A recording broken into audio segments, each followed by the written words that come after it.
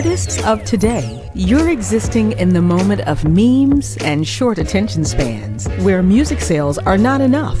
Profits per stream are a percentage of a penny. And although in a matter of minutes, a viral video can change your circumstances, when your flame fluctuates, what do you have left? At Hip-Hoppreneur, the music industry's first leadership consultancy, we provide you with the tools to answer that question and hone your talent beyond the music, allowing you to define your impact in a more meaningful and sustainable way. That's why we've designed a live streaming series called Discover Success Beyond the Music. The series will introduce artists to 4 key elements: leadership, brand alignment, entrepreneurial development, and power brokering.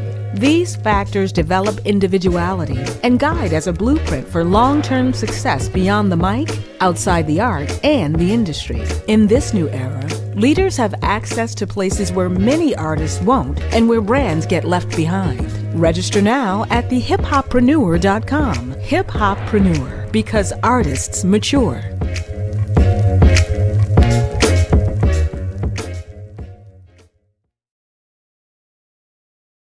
Welcome to week 2. This is Cedric Muhammad, CEO, Hip-Hoppreneur.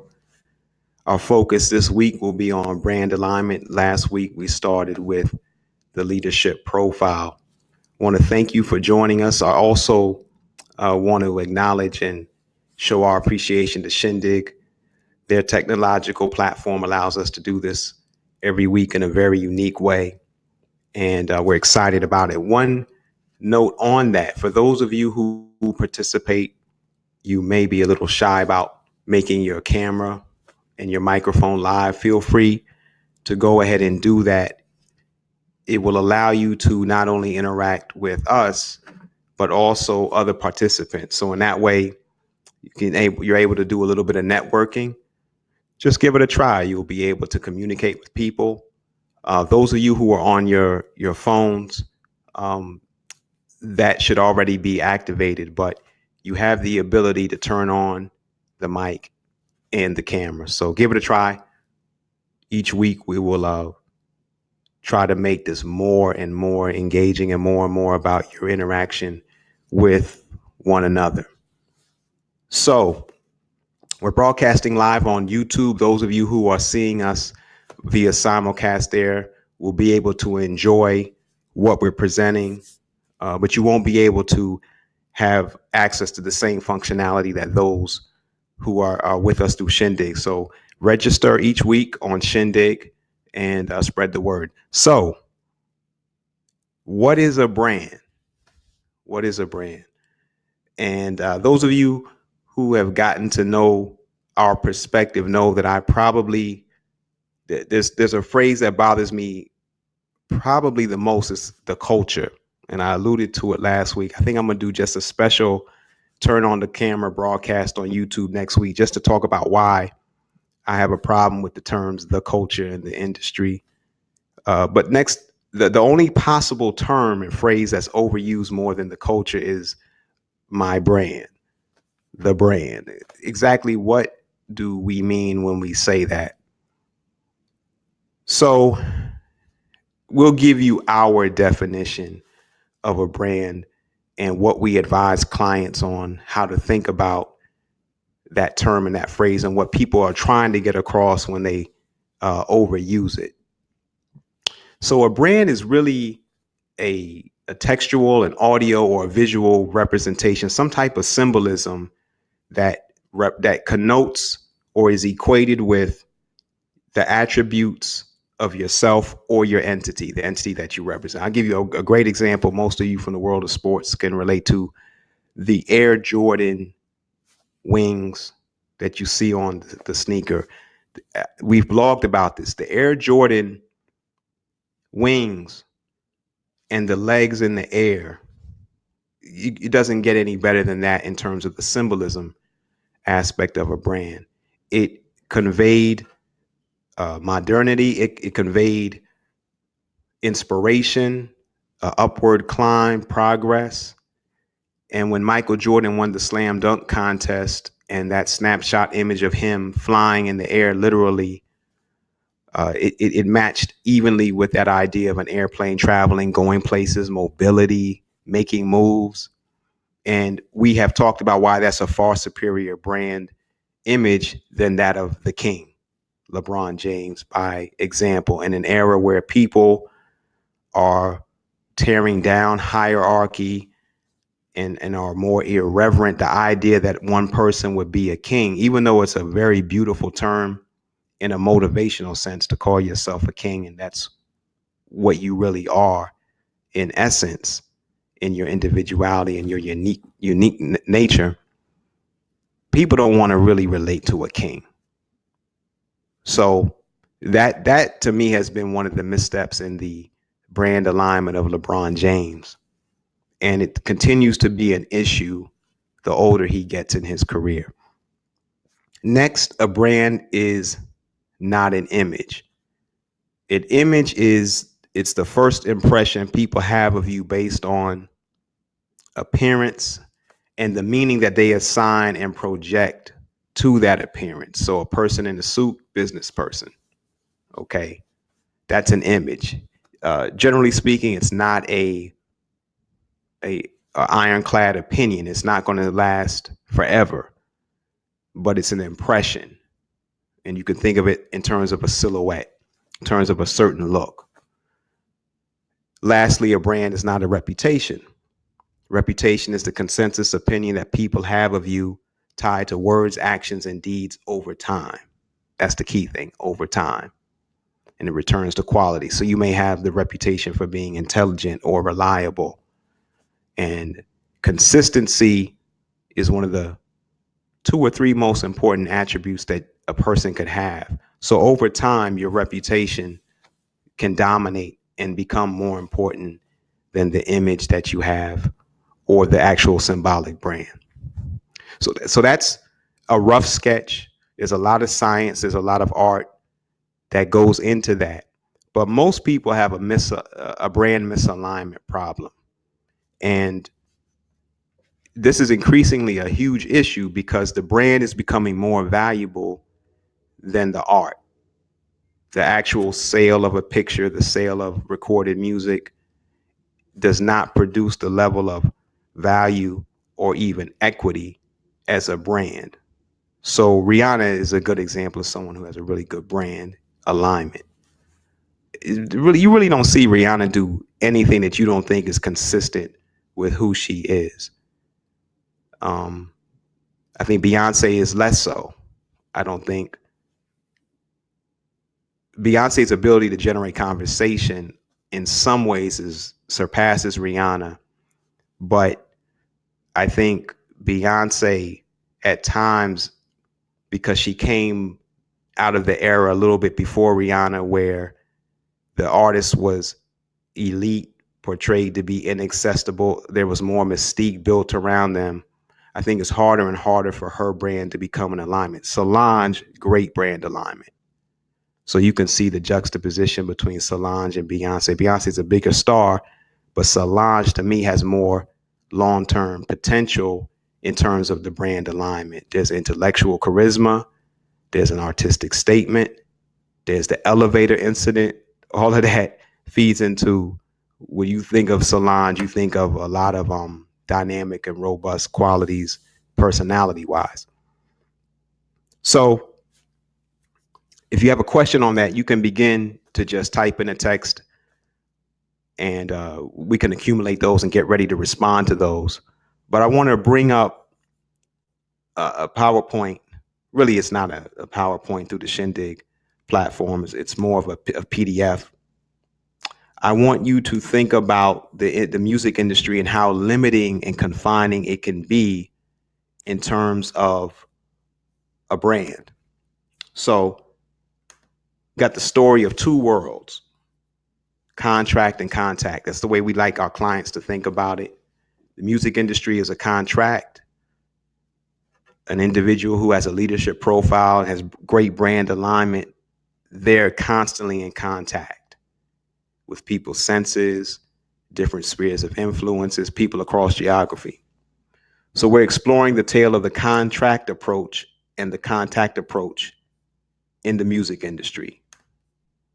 So the contract approach, artists in 2019 are still tied to a contract that is based on the 19th century economy. This will take more time to explore, but literally the agricultural plantation-based economy of the 19th century is what the contract law and the economics and finance that came out of those types of contractual arrangements dominate the music industry from the publishing era, songwriting on up till today. So liens and loans are the underpinning of the economy of the 19th century, 18th century, and that's still what you have today.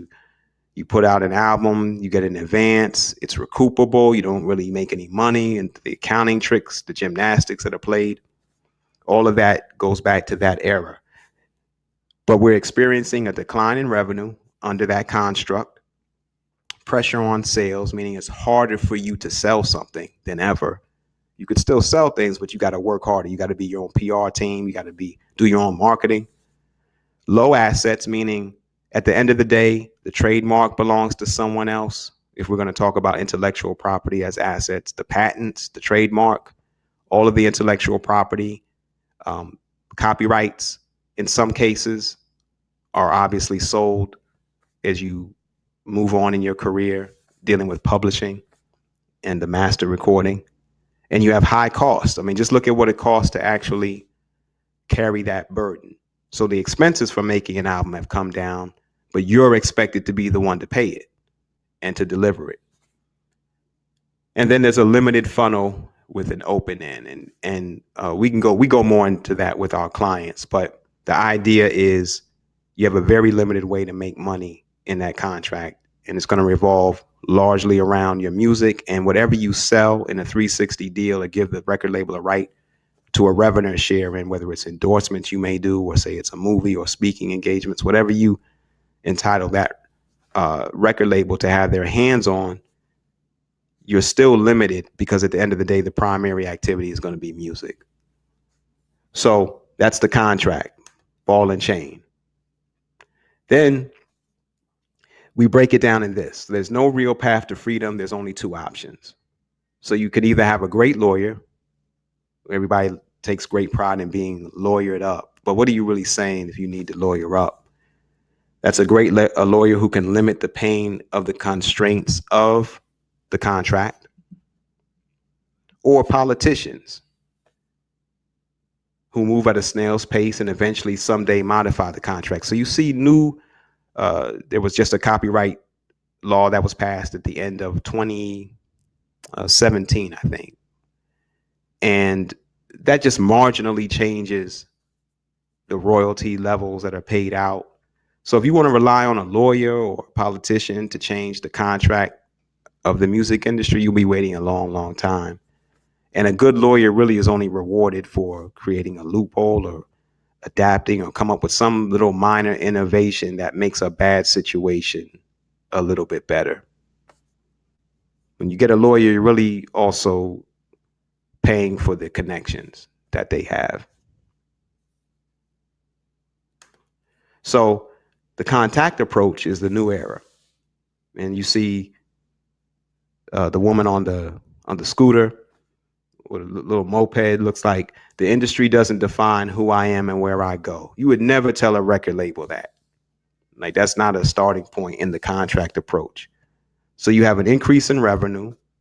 There's no pressure on sales because in an era where social media allows people to reach you whenever they can, and you can spark conversation and that leads to commerce, there's not a lot of pressure on sales as long as you're being yourself. People kind of are drawn to you, and then you can inform them of what you offer commercially, much more than just music. High assets, meaning you have the ability to own intellectual property, trademarks, copyright. You have the ability to be perceived as a leader, a business leader, owning businesses. Businesses are assets. Or you create a brand and there's equity in the brand and there's value in the brand, and you're able to own it. You can actually create a company out of it. You can license. You can do different things. with your name and with uh, selling shares, so to speak, to other people who have an ownership stake in your broader career, not just your music or your art. Unlimited funnel with a closed end, meaning that there's no leakage. You can offer a wide array of products, and there's a good chance that that money is going to circulate back to you. You don't have to do a lot of deals with people outside of your immediate infrastructure. And that's a big factor with a lot of people who just constantly, license themselves in the business model of another individual. The revenue share is a lot smaller. So that's a lot of leakage to that. Open-ended, the perfume line, the clothing line, the record label, these custom arrangements, constant endorsements where you're lending your image to sell somebody else's product rather than your own. So we can help you break free from the grip of the contract, not in the sense of getting you out of a contract, but getting you out of the prison and the mindset of that contract, and where you're relevant to communities, causes, and companies, and do business with them on your terms. So most artists are kind of geared toward one or the other. They'll represent a cause and then they'll be locked in that, or they'll represent a community and they'll be known for just representing that community, or they'll represent a company. There's only so many endorsement deals that you can do before you're no longer credible as a spokesperson. So you can contact us for more information about that. Sign up for a consultation and we'll go deep, deep, deep with you in your own personal circumstance and your business plan and what you've already done, increase that, or if you're starting from scratch. So why does this matter? You could ask. Over time, that's the issue. Again, the reputation, the ability to be known for something and then extend it over time. It's the equivalent of having a long career. I want to give you another prism and way to look at that. Immaturity equals irrelevance. And that's the declining impact of emotion and sensuality in music. And I'm going to revisit something that I mentioned last week. And that was what I was told by a major publisher in the business. It's instructive because athletes and entertainers and artists are going to hear this type of prescription or this type of strategy. So here's the problem. As we age, the impact of emotion and sensuality tends to decline. I said the impact, not that you're no longer sensual or not that you no longer have emotions, but the impact of them tends to decline, which hinders the growth and development of artists, young and old. Controversial subject there, but we can go into that. So this is the terrible way of thinking that undergirds is at the root of what I just referred to. So decades ago, a memo from ad agencies on Madison Avenue in New York to the hip hop industry. This is a letter to inform you that your target audience is a 17-year-old male. So this is a nice image and representation of it. But if you fast forward to 2019, nothing has changed. So I'm going to say the decades ago is going to be 1980s, right around the time maybe when Run DMC did the Adidas sneaker deal and corporate America wouldn't be caught dead associated with rap artists. So the idea is you continue to pursue a young individual and you do it on the basis of shock value emotionally, usually sex, violence, or and sensuality. So it's the emotion, sensuality is provocative. It has to be in your face. It's the kind of thing that may appeal to a younger person who's coming into the knowledge of themselves, managing their emotions, dealing with hormonal changes. So the music revolves around catering to that person and not a female, 17-year-old male. So you build in a lot of masculine traits. You diminish feminine qualities attributes, so to speak, and you target a teenager forever. So that's problematic as you get older, as you can imagine. So the result of this flawed thinking is immaturity within the marketing and the promotional strategies. Any artist that you talk to that ends up complaining about what went wrong in their career, they'll blame the business manager usually too, or the accountant, but they'll always blame how they were marketed. And rightfully so in many cases. So immaturity usually has a lot to do with that. Constantly competing. I'll tell you something that I've noticed, and you can agree. Let me know if you disagree. Do you all remember when Beyonce first came out, and then everybody started looking like Beyonce on their album covers? Mary J started looking like her, Mariah Carey. Everyone had this Beyonce look with the hair, the complexion, everything. So there's constant pressure I'm sure Ariana Grande now is the prototype. People want artists to look like her. So secondly, irrelevance after a 3 to 5 year run for major artists. RZA of Wu-Tang, we once talked about the 3.5 year cycle of the artist and how it just seems like you have a run that lasts about that long. So for the most part, you're not able to have a lengthy career because you're caught in this 3 to 5 year paradigm. There's underdevelopment of intellectual capacity and sense of mission. So while you're focusing on the sensual, the superficial, the most shocking, most provocative, you're not really developing a reputation, as we talked about, for intellect. You're not developing a brand that's associated with cause. You're not developing symbolism that's mature. Unfortunately, for a lot of the female artists, so much of everything is based upon how they look. If you think, well, what's the image you have of a certain female rapper or a female R&B artist, it's going to be almost the silhouette of their body, to be honest with you. So there's an underdevelopment of other attributes, other capacities, other qualities. So you're staying young. It's the Peter Pan syndrome, so to speak. And you're staying young beyond your ability to monetize being young. So the 17-year-olds are great. They'll always love you. The ones that you grew up with, unfortunately, they get older. But what's your strategy to do business with a 27-year-old, a 37-year-old, a 47-year-old, a 57-year-old, a 67-year-old? And that is the question. So if your brand is in alignment and you are able to build maturity into your marketing and your promotion, your image, your reputation, then you should be relevant to not only the audience that you initially found, but every succeeding, emerging group of artists that have come to become aware of you. I give this analogy. Cardi B or any hip hop artist should be able to sell hearing aids to their grandmother. So if I'm 80 years old or I'm 75 years old, I should be able to do more than just feel proud of a 25-year-old artist.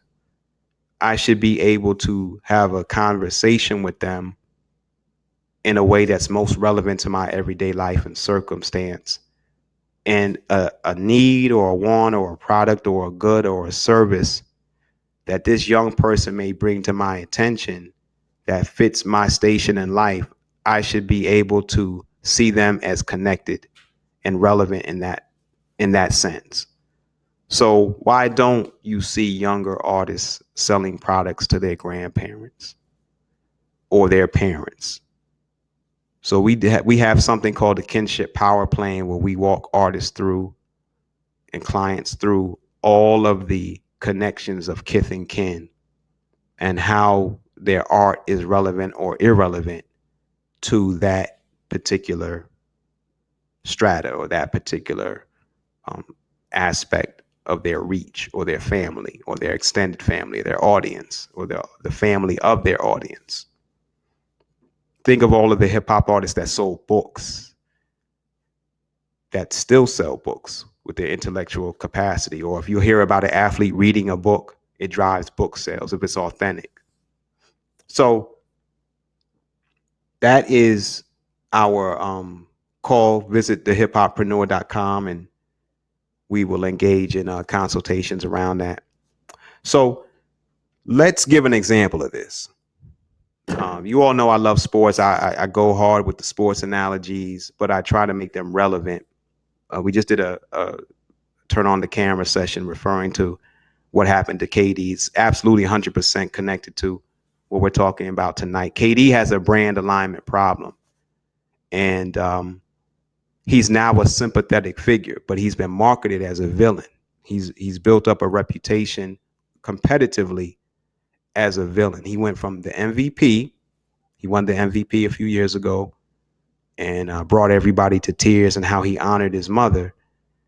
That was while he was in OKC, Oklahoma City Thunder.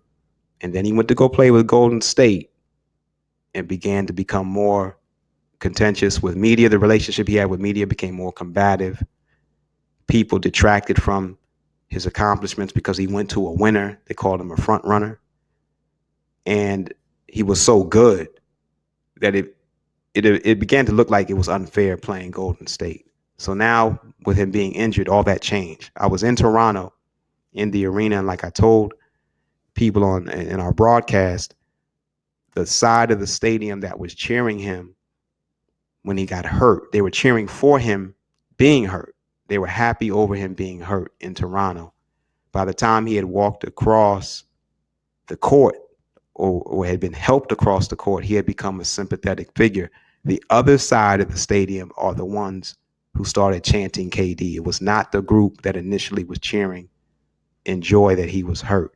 And that shows you how quickly your brand can change potentially. So now his team needs to work on getting him better. He needs to focus on his health and his family, but there's a lot more money now available to KD as a sympathetic figure. So we'll see if his team can bring his brand into alignment. I'm of the opinion he should leave Golden State, that he can finish the story out, the hero's journey in Washington, D.C. or New York. So we'll see what happens. That's a subject for another day, but I want to actually give you an example of an individual. Colin Cowherd is who I want to talk about. He's a sports talk show host on Fox Sports 1, used to be on ESPN. He's an example of somebody who exhibits a talent in a fit that's not best necessarily for his brand. And he has qualities that are somewhat limited and constrained by the field that he currently operates in, which is sports talk radio. I think there's other places for him to go. So just listen to this.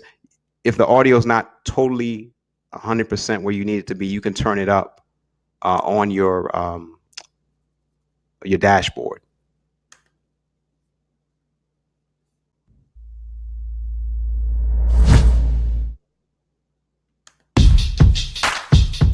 All right, let's get to it. The business of personality. With the exception of Jamel Hill, by far the artist or the host and brand that I think has the most potential long-term in the sports talk media space is Colin Cowherd. He's currently on Fox Sports after having left ESPN. Colin is interesting because even though he does a sports-based show, it's really human interest. And to some degree, he's confined by the sports swim lane. His best shows are those where he's aspirational, and so I like to say, and where he's probing the psychology of a human being or a group dynamic. And anyone who's watched him talk about LeBron and the NBA players juxtaposed to NBA owners knows what I'm talking about. So he's in a bit of a dilemma. He's fascinating because the more that he succeeds in that sports realm, the harder it is for him to break out and to move into other arenas, formats, and platforms that suit him better. So he's developing high negatives, which is a great thing to have in the talk radio space. If you're Sean Hannity, you don't want people to like you. If you're Rush Limbaugh, you want people to really have a strong, visceral reaction against you. But Colin, deep down, that's not his strength. So the format that would work best for him, believe it or not, would be something like the Olympics. And if I were his agent or if I was his team, I would do everything I could to get Colin Cowherd in line to co-host the Olympics, because that's where sports meets human interest. You have all of these narratives and storylines, and Colin is the best at delivering a storyline. Another dynamic with him, his least or his lowest negatives are among African American audiences, but he does not currently reside at a platform or a format that deals with basketball. And so he fits it into his show. There's one other place that he could go. It's not cable TV, it's not a broadcast entity, but I'll save that for Colin himself.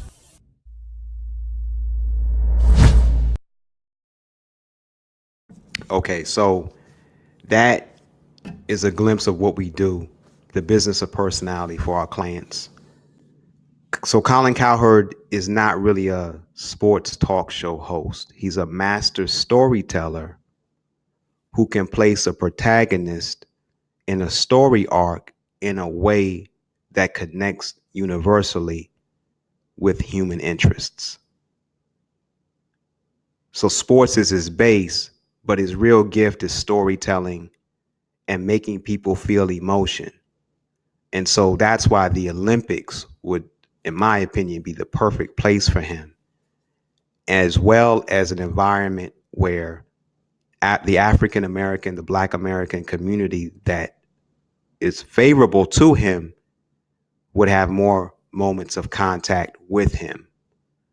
So he's on Fox, and they have football and baseball. Now they got professional wrestling. But his best shows are on the NBA, talking about KD and LeBron. If you watch Colin's show now, you'll be riveted by the discussion of what KD should do with NBA free agents, where they should go. So his brand is not totally in alignment. And it would not take that much to get it to where it needs to be. But sometimes the analogy I wanted to make to him and a recording artist is sports talk is to him what selling music is to all the other artists. If you are primarily confined to just that swim lane, that primary initial activity, your ability to grow, no matter how wide the audience gets commercially, is limited. All right. So let's look at some of the questions. I've got several here. I'm gonna try to go in order. King Egypt, Chris, Tiffany. Let me start with King Egypt has a question about their ability to take a seat and they can't hear or see anything on their iPad Pro. Are you on Chrome? That's a technical question, but hopefully you're on Chrome. Maybe our admin can IM you, King Egypt. That will help. Chris has a few questions. What advice would you give an artist that wants to align with political figures, but they don't feel their music represents a clean public image? Okay, first, Chris. Political figures are not really interested in clean, although they act like it. So opposites attract, and you want to always understand one of the rules I got early on in this business, which was people want to know that you can go places they can't.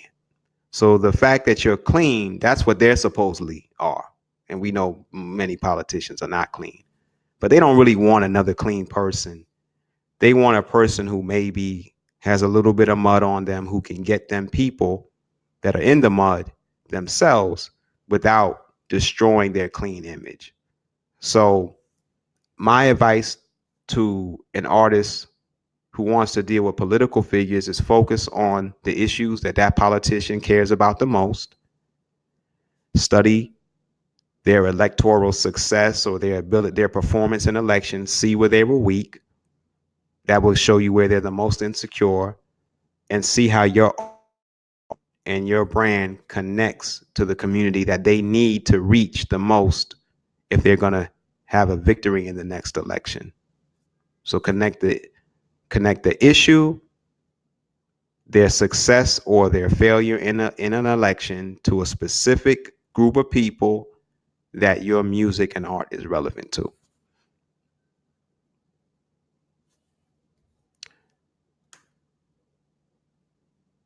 Okay, everybody's back on. Tiffany's back on. Good. Tiffany had dropped off. Okay, if you have any more questions, send them through. I've got a couple other points that I want to make. But to Chris's point, and some people say it's kind of, they say that Washington, D.C. is Hollywood for ugly people. But I only mention that to say that people in New York are fascinated by Vegas. People in Vegas are fascinated by Washington, D.C. People in Washington, D.C. are fascinated by Hollywood. So one of the things we'll get into when we deal with power brokering is know how to attract your opposite power center. That's the key. Because opposites attract, and you're a magnet. You have a magnetic pull on people who are different than you. So people do like to be around people that are like them, but when they need something, they want somebody who's not like them. And so that ability to be different and have diversity is your form of power. So, got a hand raised. Let's see if King Egypt is ready. King Egypt, are you there? They're trying to connect. So back to the point of that I made earlier with Colin Cowherd. Egypt, are you there? Go ahead. No, I'm good. I was having a problem sitting down. Oh, okay. Well, you're live now. You look great. You got a question? Yeah. No, I ain't got no question. I'm good. Just listen. Okay. King Egypt checking in just to let us know he's good. Much appreciated. So that's an example of how the Shindig format works. King Egypt was able to raise his hand. We pulled him up on the stage, and then he was able to talk to me and communicate with me. So I referenced Jamel Hill as the other person that I thought could be superior to Colin Cowherd in terms of their potential, her ability to spark conversation. Was a little bit too, and is a little bit too controversial for a sports network. With the podcast, I think that's a better forum for her, but she's also a great writer. So there's a lot that her team can, and I think is and should be exploring for her. But you have to be able to do business with a platform that fits your qualities. And so I think maybe Jamel should have left ESPN a long time ago to explore other options. But in defense of those ESPN personalities, they were living in a time where there was policies on whether you should be on Twitter or whether you couldn't be on Twitter. A lot of companies fought Twitter early on. They wanted the consumer to buy the opinion of the person they were paying to give an opinion. And that's just not where the world was. People were on Twitter 24/7. You were getting left behind. It was almost like forcing somebody to wait on an album release date when anybody can get your music 24/7 through file sharing or streaming, or previously through mixtapes that were coming out every week. So again, the difference between the elements of the alignment. The alignment is between the brand, the image, and the reputation. The brand is the symbolic representation. So what is your symbol? What are you known for? Wu-Tang, maybe the greatest hip hop brand ever. And I said Wu-Tang is most like Kiss because of that W, because some people call it the bat. That symbol is known everywhere. I can see, and I still see, little babies and strollers with the Wu-Tang logo on. You can see it. It's like the Air Jordan emblem. Somebody help me to know a similar iconic symbol that can beat Wu-Tang's in recognizability. Jay-Z, I'll give you an example. Some people say, well, Jay-Z with the rock, with the symbol. No, because when you go through TSA and you go through a security check, everybody's throwing the rock sign up. And so now there's another meaning to that symbol. It reminds people of going through TSA security check, not just hot music and glamour and prosperity and success.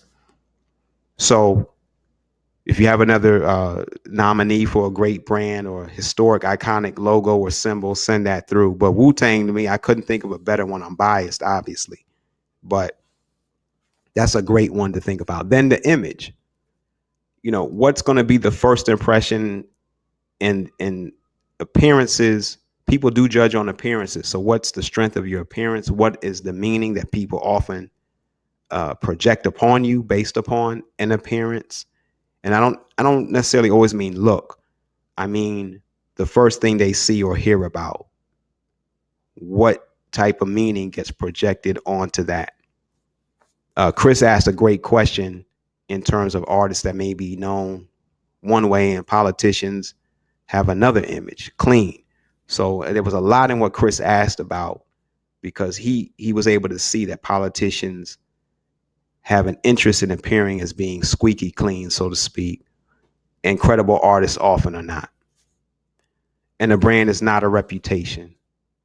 Your reputation is the consensus opinion of you over time, the view of the attributes and qualities that are attached to you over time in the mind of a critical mass of people. There's a general rule. I don't know if you've heard the law of 250. A lot of sales literature talks about it, that generally speaking, you can have 250 cards made up. If you're at a funeral, 250 people will come. If it's a wedding, there'll be 250 people invited. I don't know the science behind it, but it does appear to be a useful metaphor for that type of thing. So think of, what is your reputation? What is your image? What type of symbol would be in the minds of 250 people who know you, who you are in reach of, that you can contact? That's a good way to think about it. And then you think about the alignment of those things. Because if you have a reputation for being a servant, but you have the image of a boss, and you have a symbol, a brand, the iconic part that makes people think of, say, food, that's a problem. And so all of us have to bring that into alignment. Reason is, a brand produces worth in terms of two things: value and equity. And the value is obviously what type of business you can do transactionally, generally speaking. And equity is the stakeholders, all the people who are invested in your brand. The more people that are invested in your brand, the more value that it is, the more ownership shares or stakes you can, quote unquote, transact in or sell. Got another question here from Tiffany. Tiffany asks, is it smart or efficient to promote the record label primarily as the COO of one, or of the individual artists or the individual projects released? This is an interesting question. Is it smart? I'm reading it again. Is it smart or efficient to promote the record label primarily as the COO of one? That's the chief operating officer, I believe she's referring to, or of the individual artists or the individual projects released? Okay, this is great.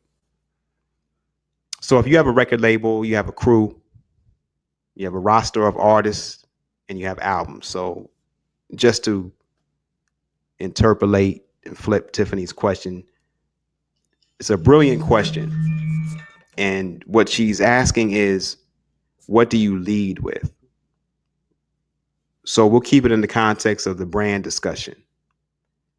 Sometimes the COO or the company management or the executive team of a label is so well known or so big, or maybe they're a former artist themselves, that you may want to lead with that. Or it's the roster of artists, the individual artists. So we'll promote one. Or it's the individual projects released. Album coming out next month, albums on the way. So I'll give you a Wu-Tang analogy again. When the Clan first started out, the COO really was not visible. The management team was not really known out front. And RZA's guiding hand on the business was not really a big deal. Then it became the question of which individual members of the Clan you could promote and what was the order, and then the individual projects. So you had 9 artists. You had to have a group album come first, and then you had to see what people how people responded, who they gravitated towards. A little jewel, I'll tell you, God figured prominently in the original marketing plans of the Klan. But people responded to the single Method Man, METHOD, man. And Meth had that out front face of the group personality. So, Tiffany, I would say you definitely want to focus first on that question of the individual artist and the project. But from a hip-hoppreneur perspective, if the CEO can drive conversation, has a reputation for credibility and community work, has the ability to speak to a cause, speak to a community as well as the company, and to be consistent, I would not at all be averse in this new era to leading with the COO. So in effect, what I'm saying is if you can get a great interview or a blog or an appearance by that COO, that's the equivalent and even more powerful sometimes than an album being released. A really good interview with the COO of a new label that can get traction on Twitter, hashtags. That's really the new release, is potentially the artist or the COO's ability to speak intellectually or to spark controversy or conversation. So hopefully that answers your question.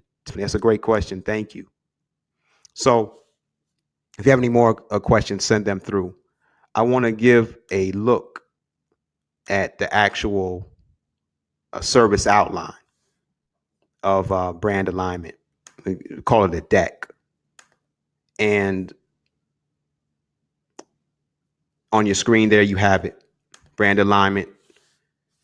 And the theme for us is becoming a person, not a thing. Because a brand is just like a inanimate, it's used on cattle. We all know about branding. Certain people pledge in fraternities and sororities, very painful. You get branded. But it can kind of convey something inanimate. So we want to create an attachment more to the person and less to a thing. So our brand alignment service can distinguish you from your peers and competitors by bringing the image, reputation, and symbols that are associated with your person and your career into harmony. That's what we want: harmony, alignment. So without relying on your art or distracting from it, Hip-Hoppreneur will help you open doors to commercial opportunities which have been previously closed to you and those of which you weren't even aware. So once you begin to see the reach of your music, not just creatively or emotionally, but in terms of intellect, conversation, power centers, age group, geography, there's so many different ways to slice it. I give you an example. There's one company that I interact with. They told me and showed me that they can get as much as 10,000 pieces of information from a single transaction of a person that pays a subscription service. 10,000 pieces of information. So the data set that we talked about in week 1, and that we'll continue to go into, probably go a little more deeper into it the next 2 weeks, that's your key to unlocking commercial opportunities and going places you didn't think were previously possible, you weren't even aware of. This relates to Chris's question as well. So our 3 C's of brand alignment give you greater credibility and consideration. And that's what you want. You want to be considered once you're credible. Considered for something. I think, so many people that are celebrities and artists can relate to this. You're the most interesting people, oftentimes in a circle. You drive the conversation. People want to crowd around you. They want to take pictures. They want to ask you a lot of questions. But they're not considering you for anything other than wanting to be near you. And so one of the main skills that we focus on is helping a person convert their magnetism into momentum and mobility so that they can go somewhere different than where they already are, and that people want to talk to them and keep them kind of limited in the confines. This again goes back to the contract. You're contracted as an artist, or you promote yourself as an artist, and you never get out of that box. So you want to be considered for other things by decision makers at institutions that are seeking ambassadors with pop culture relevance. So one of the reasons why we work with African artists and enjoy that is because so many companies need multilingual brand ambassadors. And there's so many different dialects in Africa. So individuals that want to sell products on the continent or who are doing business internationally that come there, they still need a person who has credibility that people will consider the opinion of or their recommendation. So any African artist, any artist that can speak more than one language, you're going to be increasingly valuable. So here's the benefits of the service. It gives you greater understanding of how changes in the world of marketing and advertising directly impact perceptions of you. Again, remember the idea that hip hop products, services, artists, entities should only market to a 17-year-old male. That came from the marketing and advertising world. That became a rule, it became hardened, and it became law. And to this day, you still really can't convince me that the commercial emphasis on hip hop is still not geared to really a 17-year-old still. Second, the benefit of our service for you, it identifies your most monetizable talents, skills, and interests. So it's a tough pill for some artists to swallow, but you may not be known and valued for what you want to be known and valued for. You think you have a great voice. You think you're the most unique person that does X, Y, and Z. Well, it may be A, B, and C that you can monetize or make money in trade and commerce, engage in trade and commerce on. So you have talent, skills, and interests, and you have to give some type of priority and ranking to them. Not every talent or skill is equal. And then thirdly, the service enables you to introduce your most monetizable qualities to a new cause, company, or community. So new, you want growth, you want new markets, you want people who've never heard of you. It goes back to what I said. I want Cardi B to sell hearing aids. I want every young artist. I mean, Logic, I think, is writing books and doing things in Hollywood. But, Logic could sell telescopes or microscopes. I mean, that fits the profile, highly intellectual artist. And we can go on and on and on and on and on. And it should not diminish the older you get. That you should still be relevant to a younger crowd and you should still be relevant to an older crowd. So again, it's new though. You want to expand your audience over time.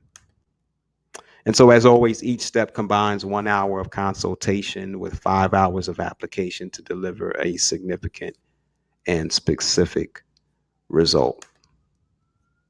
So you can sign up for a consultation today at www.thehiphoppreneur.com. So any final questions, we will get ready to get out of here. But again, next week, we're going to move into entrepreneurial development. I'm going to talk about this Forbes list and Jay-Z being recognized as hip hop's first billionaire. I'm going to connect that with KD's injury and this incessant pursuit of being the first billionaire artist or athlete. It lends itself to, I think, some very harmful strategies and values. And what just happened to Kevin Durant is a little bit of a hint of that, in my opinion. And the sports agents that are guiding these artists to think so incessantly about only what they do in between the lines or on the court are really, in my opinion, doing their clients a disservice. There's so much more available in 2019 that you can fall back and take a little bit of the pressure off of the physical body and then move into the charisma, the appeal of an artist because of their geography, because of their lineage, their heritage, their views on political topics, their hobbies. It's insane to want to run somebody into the ground or permit a person to feel pressure that they have to risk themselves. Similarly, it's the same for artists. There's no reason why you should be compelled to feel that you have to constantly create without rejuvenating and recreating yourself and renewing your mind and making yourself relevant in other areas. So somebody on your team has to be that dispassionate voice who's not fully invested in the old contract that's a prison, and who's not going to milk the obvious thing again and again and again until it runs out, can't be replenished, and then you have no way to make a pivot to something new. So again, sign up for a consultation today.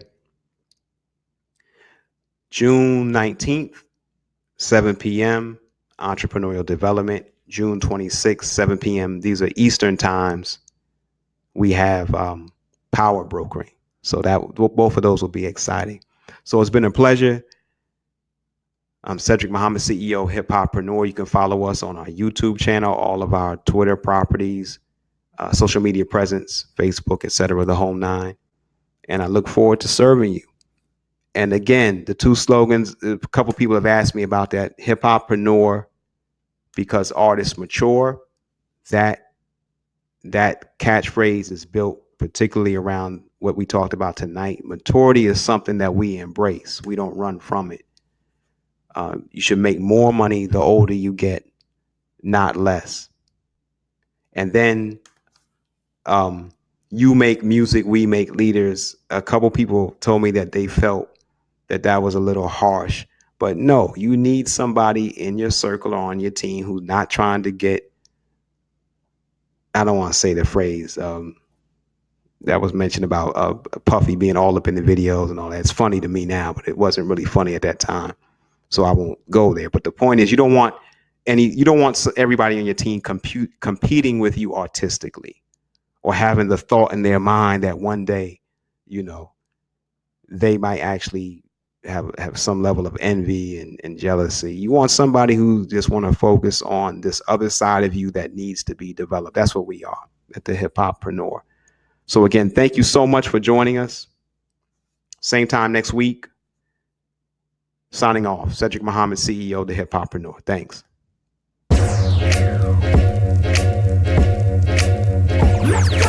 Artists of today, you're existing in the moment of memes and short attention spans, where music sales are not enough. Profits per stream are a percentage of a penny. And although in a matter of minutes, a viral video can change your circumstances, when your flame fluctuates, what do you have left? At Hip-Hoppreneur, the music industry's first leadership consultancy, we provide you with the tools to answer that question and hone your talent beyond the music, allowing you to define your impact in a more meaningful and sustainable way. That's why we've designed a live streaming series called Discover Success Beyond the Music. The series will introduce artists to 4 key elements: leadership, brand alignment, entrepreneurial development, and power brokering.